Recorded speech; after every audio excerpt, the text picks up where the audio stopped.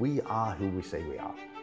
We're not pretending to be anything else. I've come to learn that things that I've said, what Google Translate has said, it doesn't translate so well.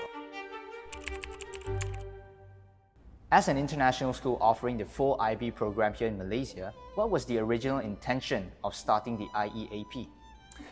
Well, as I'm sure you know, the IB programs are intense, it's rigorous. When I look at the PYP, there's a strong emphasis on collaboration, students working together to develop their understanding, develop their learning, talk about their learning. A huge emphasis is on explaining why you do what you do and how you do it, but really that's through that collaborative environment. Now, imagine the challenges that our students have if they're coming along with such little English. It's really hard to be part of that environment and to thrive in that environment. There is support available for some students who have limited English, but those positions are limited and very, very competitive. So we wanted to provide an opportunity for more students to be able to access the curriculum, and whether that's at IGBIS or other schools, we wanted to provide an opportunity where students can develop that language ability and thrive in those programs. Now, let me give you a little update actually. Originally, we'd looked at this as preparing students from a language focus because they need the language to be able to go and talk about their learning. But one of the things that we've learned throughout really this year is we're also preparing students for the culture of the school. And what I mean by that is students who've come from, let's say, more traditional environments, where students are sitting in rows, large class sizes, the teacher is the holder of all the knowledge.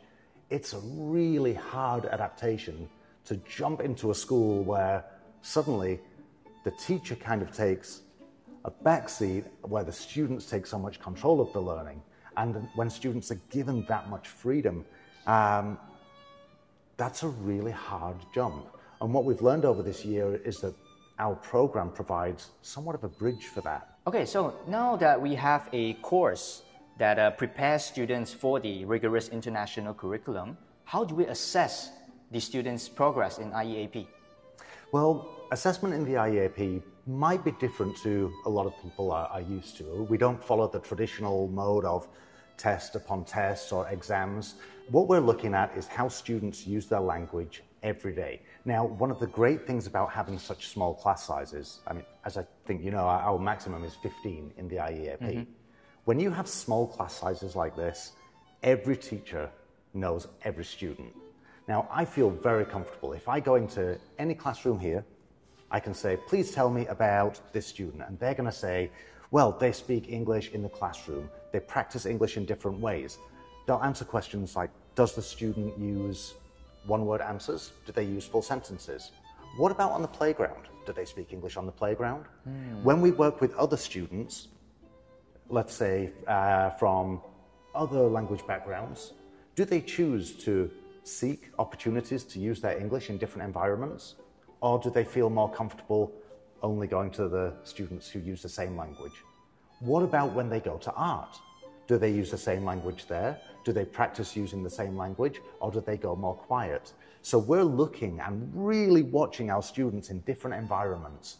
What are our students doing in these different environments? Are they using their English? Are they confident in the English they use? Is it accurate? Yes, there is a place for traditional tests and exams, but if a student does really well in a formal test, but then they go in the classroom or they go to the playground and they can't use that English in these different contexts, well then what they did in the test is irrelevant to their readiness to go into an international program. Really our biggest focus is on how are these students knowing these students? And with 15 kids in a class, our teachers know these students. So it's a very, very personalized approach when it comes to assessing these kids. Absolutely, and it's great. And I know most of these kids myself as well, because I've interviewed them when they're coming in, and every morning I make sure I'm getting to know these kids. Really, every teacher is a teacher for every student. So when we're looking at student progress, we're not only looking at the opinion of one teacher, we're looking at, okay, the art teacher, the music teacher? What about if it's a grade 1 student? What does the grade 5 teacher notice when they're in the corridors? You see what I mean? It's a real huge team effort and approach. So in the IEAP, we understand that we are assessing our kids on the daily use of the English language. So may I understand, how does the school actually encourage these kids to use this new language that they're developing? Absolutely. Well, a huge emphasis is based on student talking time. Now, anyone that's done teaching English qualifications will know about TTT, that's teacher talk time, and student talk time, STT. We maximize student talk time.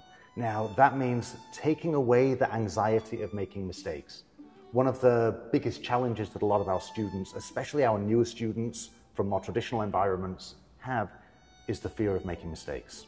So if we take that away and encourage, it's okay, make your mistakes, just start speaking and develop that fluency, develop that confidence, that's a really great way for students to be able to just relax and be like, okay, now let me use it more. Now on top of that, it's about the environment. Now looking around, the different areas that we have are set up so that students can practice their language in different environments. Look at the area between grade 1 and 2. I mean, I love that area. It's set up with areas for play, there's costumes, there's different ways that kids Very welcoming. And I love it. I love seeing when you see the kids getting dressed up or using hand puppets, and even if they're not practicing with their friends, they're sitting there saying, "Hi, what are you doing? I'm doing this, I'm doing this." It's so cool. Now with the older kids, of course, they don't want to do that as much. But our teachers are experienced in providing different ways for students to practice in a way that it's fun, it's engaging, and it takes away that anxiety of making mistakes. Essentially, there's so many opportunities for these students to speak up during their lessons. Indeed, and that's actually the motivation behind having our single subjects as well. Let's just say something that might seem a little more rigorous to them, but then they go to an art class and there's an opportunity to learn English through art, learn English through science and design, learn and practice English through PE, through music. It gives all these opportunities that says, hey, English is not just for one classroom and one way of learning, it's for all around you. Yeah, and it really fits well with the IB philosophy, where we're encouraging students to speak up, to voice their opinions. Any suggestions to parents, especially in terms of helping their children, really develop their English language? Well, when they're in the IEAP, our newsletters are an excellent guide. Now, our newsletters are set up, they go out once per cycle. The teachers put a lot of work into this. And there's pictures in there, there's questions that are suggested, such as, ask your children, what are you doing in this picture? What language did you learn? What key words are in this picture?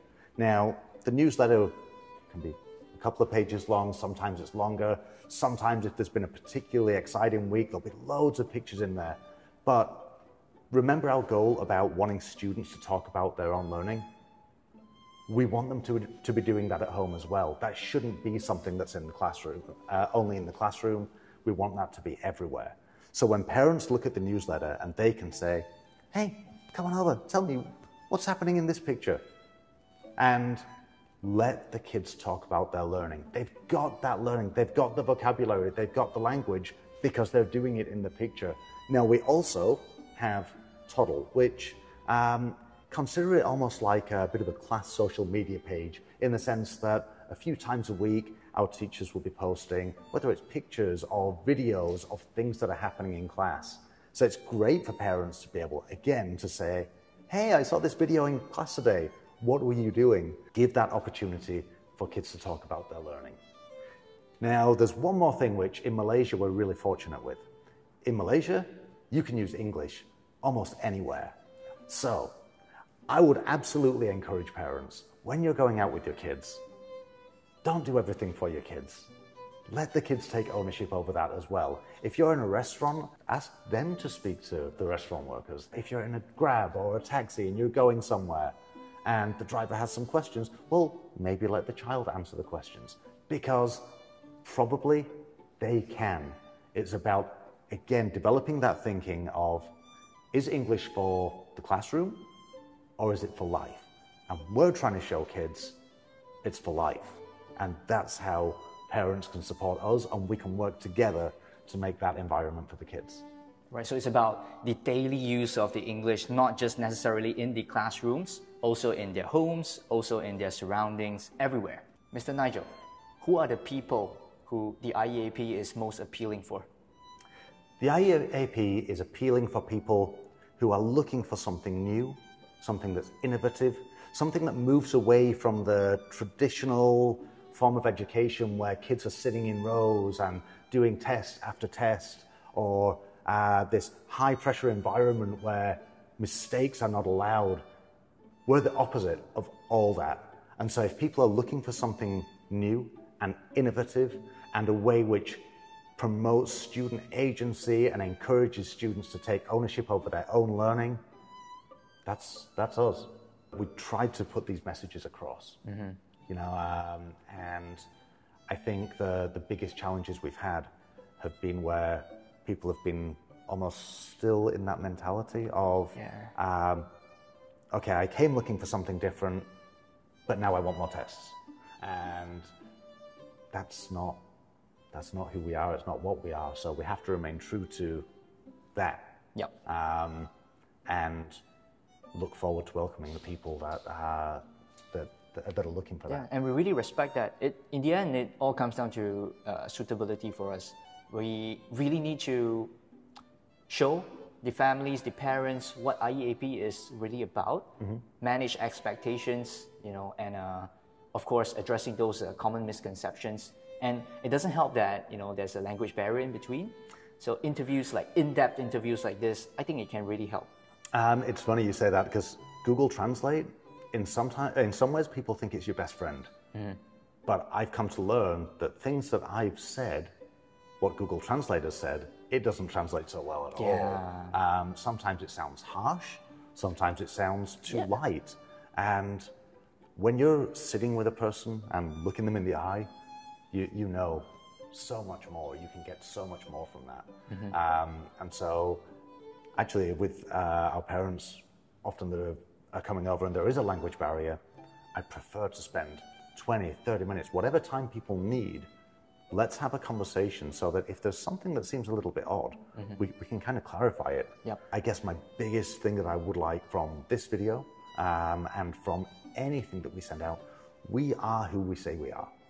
We're not pretending to be anything else. We're not telling anyone, oh, come here and we'll give you this, but we actually give you something else. We are who we say we are. Staying true to who you are. And I maintain that with parents, with students, and with teachers. When we're bringing in new teachers, this is who we are, this is what we are, this is what we're aiming for. And you have to be honest about that so that when people come through the door, they're saying, this is what I chose. And this is what I'm getting. And this is what I'm getting. And for me, the worst part is if people walk through the door and they're saying, well, I thought it was going to be like this, I thought it was going to be like that. Why? Where did that come from? And that's why I'm really grateful for videos and opportunities like this, because then people can say that really is what you are. Okay, let's get that message across. I'm Nigel Woods, the IEAP coordinator at Igb International School. Looking forward to welcoming you here. Come and speak to us about how the IEAP can benefit you and your child.